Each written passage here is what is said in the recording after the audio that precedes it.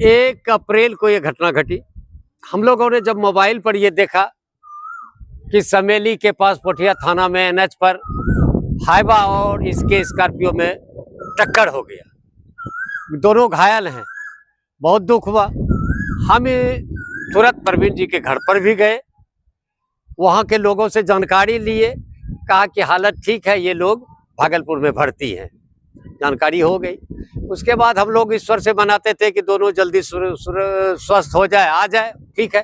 लेकिन बाद में जब पता चला कि उस समय प्रवीण जी का जो फोटो वगैरह मीडिया में जो लोग मिलने जा रहे थे, चूंकि ये विश्व हिंदू परिषद के अपने को अध्यक्ष भी बोलते हैं और इस ख्याल से सम्मानित लोग भी उनसे मिलने गए, तो वहां बैठ के आराम से गप कर रहे हैं, कोई अट्टी पट्टी नहीं है, मोबाइल में जो आ रहा है फोटो। उसके बाद इनका जो है कि जयराम जी, इनको कहा, हम उनके घर पर गए, मरने के बाद जो है जयराम जी के घर पर जानकारी लेने गए, तो उनके परिवार के लोगों ने बताया कि भागलपुर में सबसे पहले एक मनोज गुप्ता तिलका मांझी के आसपास डॉक्टर है, उनको दिखा और वहां पर सिर्फ पेन किलर इंजेक्शन टेबलेट वगैरह दिया और सलाइन जो चढ़ाता था बिना दवाई का, बिना मेडिसिन का सलाइन चढ़ाता था, जैसा उनके परिवार का लोगों का कहना होगा। उसके बाद रात हुई तो डॉक्टर ने कह दिया कि ले जाइए घर, जबकि जयराम परेशान था। वह जैसे घर आया, उसको पेशाब लगता था, पैखाना लगता था, लेकिन होता नहीं था, वो परेशान था। जैसे ही घर आया कि उसको वोमिटिंग हुआ, उल्टी में खून गिरा, ब्लड गिरा। उसके बाद किसी तरह से वह मॉर्निंग में फिर लेके गया, मनोज राम के यहाँ भर्ती किया। मनोज राम के यहाँ भर्ती करने के क्रम में उन्होंने जो फर्स्ट ट्रीटमेंट होता है, दवाई वगैरह दिया। उसके बाद उसका एक्सरे करवाया, अल्ट्रासाउंड जो भी जांच किया, तो जांच के बाद उनको पता चला कि उसका पेट का जो है कि हाथ फट चुका है। उन्होंने इमीडिएट उनको कहा कि इसका हालत खराब हो गया है, इसको पटना, बम्बई, कलकत्ता वगैरह ऐसे जगह यदि जितना जल्दी हो ले जा सकते हैं तो ले जाइए। तब तक ये कुछ असमर्थ है तो उसको मायागंज रेफर कर दिया वहाँ के डॉक्टर ने। ये मायागंज में जब भर्ती हुए तो वहाँ से डॉक्टर ने उनको रेफर कर दिया पटना के लिए। जैसे एम्बुलेंस की व्यवस्था करके ये जाने के लिए तैयार हुआ, फिर इसको पुनः वहाँ भर्ती कर लिया गया मायागंज में डॉक्टरों के द्वारा। अब कौन अदृश्य शक्ति थी जो इनको भर्ती पुनः कर लिया गया, ये जांच का विषय है। और पुनः जब ये हुआ तो दूसरे दिन सुबह वहां से रेफर किया गया मायागंज अस्पताल से पटना के लिए। और जैसे ही उसी बोले ये एम्बुलेंस से, जो कि एक दिन पहले एम्बुलेंस बुक किया था जाने के लिए, वही एम्बुलेंस से सुबह जब जा रहा था तो रास्ते में दम तोड़ दिया। और यही नहीं, जब वे रिटर्न हुए उस एम्बुलेंस से तो 33 माइल, 96 माइल जो है, यहाँ तक एम्बुलेंस वाले आए कि भागलपुर जाइएगा तो हम ले जाएंगे डेड बॉडी को, लेकिन हम इस जगह से ना आपके घर तक जाएंगे और ना 96 अस्पताल जाएंगे। उस डेड बॉडी को उतार दिया और इन्होंने, घर वाले ने 3500 रुपये में एक एम्बुलेंस वाला प्राइवेट वाले को किया और अस्पताल लाया, यहाँ पोस्टमार्टम हुआ और घर ले गया।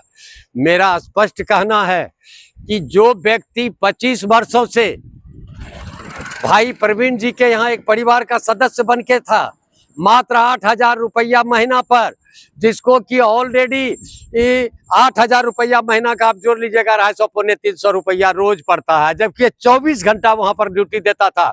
उनके स्कॉर्पियो ही सिर्फ नहीं चलता था, जितना भी माल ढोने वाली गाड़ी है उसको कभी मुजफ्फरपुर, कभी झारखंड, कभी पूर्णिया, सब जगह इनका गाड़ी जो जाता था वही ड्राइवर था।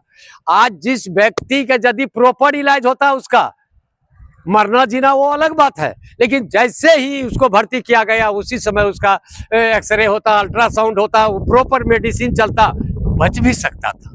और यही उनकी नेग्लिजेंसी है, यही हम समाज के नजर में भी नेग्लिजेंसी है। और उसके बाद उनके घर पर आज तक लोग मिलने नहीं गए। जब ये जो है कि जीएस न्यूज में मामला प्रकाशित हुआ उसके मरने के बाद, तो इन लोगों को लगा कि हमारा बेइज्जती हो रहा है, हमारा पर्दा उठ रहा है। क्या सच्चाई के लिए मीडिया पर आवाज नहीं उठाएगा? जब हम वो गरीब मजदूर, वो मजदूर है, गरीब है, और उसके लिए इनको तो ऐसे भी सारी व्यवस्था करनी चाहिए थी। लेकिन ये सिर्फ कहेंगे हम विश्व हिंदू परिषद का बड़े नेता हैं। इनके यहाँ शहनवाज जी आते हैं, भाजपा के बड़े नेता। इनके यहाँ जो है कि सुशील मोदी जी आते थे। इनके यहाँ जो है कि आप गिरिराज सिंह और जितने भी भाजपा के बड़े बड़े नेता अश्वनी चौबे जी आकर डेरा डालते हैं, जाते हैं, गाड़ी पकड़ते हैं, और इन लोगों का ये चरित्र है। मैं स्पष्ट कहना चाहता हूं कि नैतिकता भाड़े पर नहीं मिलता है, इंसानियत भाड़े पर नहीं बिकता है। आदमी के दिल में जज्बात होना चाहिए कि अपनों के साथ हम कैसा व्यवहार करें। हमारे मजदूर जिन्होंने 25 साल अपना जीवन व्यतीत कर दिया उनके साथ, और उनको जो है कि आप फूटी कौड़ी से नहीं देखना चाहते थे, आखिर क्यों? इसका भी एक रीजन है। रीजन ये है कि ये स्कॉर्पियो इनका खराब था, इसके स्कॉर्पियो का स्टीयरिंग खराब था। 1 रोज पहले भागलपुर गया था ये ठीक कराने के लिए। आखिर वहां यदि ठीक करा लेते तो ये हाल, वहां नहीं करा के ये पूर्णिया ठीक कराने के लिए जा रहे थे, खराब हालत में जा रहे थे। क्या इनकी नैतिक जिम्मेदारी नहीं थी कि खराब गाड़ी को लेकर के हम क्यों चले? इसलिए, और आज तक नहीं देखा उस बेचारे का, एम्बुलेंस वाले का अभी भी पैसा बाकी है।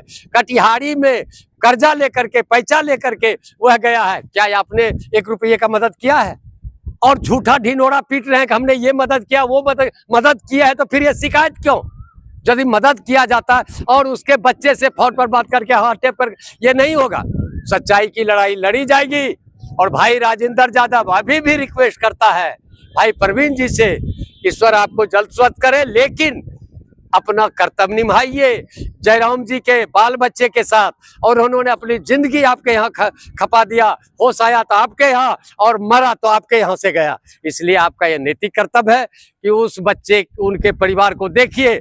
नहीं तो मजदूरों के लिए, मजबूर के लिए, लाचार बेबस के लिए, छात्र के लिए, किसान के लिए, जो जिनके साथ भी जुल्म हुआ है, भाई राजेंद्र यादव ने इनकलाब करने का काम किया है, आवाज बुलंद करने का काम किया है, उनके लिए संघर्ष करने का काम किया है। चाहे सर्राफ कॉलेज में जो है कि महिला जो ट्रेनिंग में थी 99 में, उनके साथ जुल्म हुआ हो, चाहे अरुण रूटा की हत्या हुई बाजार में हुई हो, जगदीश टिबड़ेवाल, युगल टिबड़ेवाल की हत्या हुई हो, ध्रुव भगत की नौगछिया बाजार में हत्या हुई हो, पप्पू भगत की हुई हो, सबों के साथ भाई राजेंद्र यादव ने अपने जीवन काल में संघर्ष करके न्याय के लिए संघर्ष किया है और अपराधियों का, भ्रष्टाचारियों का विरोध किया है। अच्छी बात है, यदि भगवान स्वरूप है तो इसको मरने के लिए छोड़ दिया। प्राइवेट मनोज गुप्ता जी के यहाँ उसका अल्ट्रासाउंड नहीं कराया, उसका जांच नहीं, प्रॉपर इलाज नहीं हुआ। ये भगवान होंगे उनके लिए? जो उनके रिश्तेदार है, परिवार, अपने अपने परिवार रिश्तेदार के लिए सभ्य भगवान होता है? ये सब खिलचुल की बातें हैं। मैं यही कहूंगा उस गरीब को मदद किया जाए। मैं सरकार से भी मांग करूंगा कि सरकार अविलंब उसके परिवार को 50 लाख रुपया मदद करे। वही एक कमाने वाला था, 2 छोटा बच्चा है, 17 साल का BA पार्ट 1 में पढ़ता है, और एक जो है कि 11 साल का है। कोई देखने वाला नहीं है, भूमिहीन है और गरीब आदमी है। इसलिए मैं अभी भी कहूंगा उनको परिवार समझ करके प्रवीण जी मदद करें। और सरकार से, प्रशासन से मैं मांग करता हूं कि उनको जो है कि क्षतिपूर्ति में 50 लाख रुपया दे।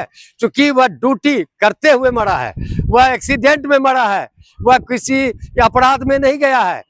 और यदि इंसाफ नहीं मिलेगा तो इंसाफ के लिए लोग संघर्ष करेंगे, अपना न्याय के लिए संघर्ष करेंगे लोकतांत्रिक ढंग से।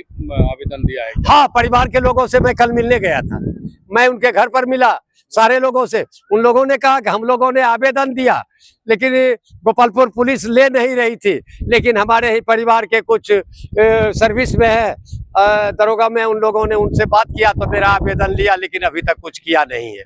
इसलिए मैं मांग प्रशासन से भी करता हूं, उनके परिवार से भी सहानुभूति पूर्वक बात करके उनको न्याय दिलाया जाए।